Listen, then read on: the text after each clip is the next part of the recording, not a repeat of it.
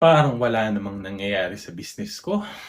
Isip na lang kaya ako ng bago. Classic to. Ilang months pa lang sa business, mabagal ang growth, ang daming problema, pagod na yung owner. Yan yung period kung kailan papasok at papasok sa isip mo na tigil na lang yung negosyo kasi may nakita kang bagong pwedeng gawin which may end up better than what you're doing right now. This is what we call the shiny object syndrome. Nadi-distract ka when seeing other things looking better than what you do kaya nawawala yung focus mo sa business mo and you're wasting time in daydreaming other things to do. And one of the biggest reasons why business owners fall trap on this shiny object syndrome is because wala ka ring proper monitoring on where you are at and where your business is going. Yan ang hirap pag wala kang matinong numbers na minomonitor. But if you have proper accounting of your finances and a real-time visibility of your business financials, you'll be a true leader of your business equipped with the right wisdom, courage, and patience to keep going.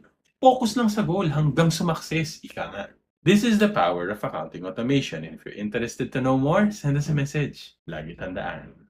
Basta accounting, i-automate na yan.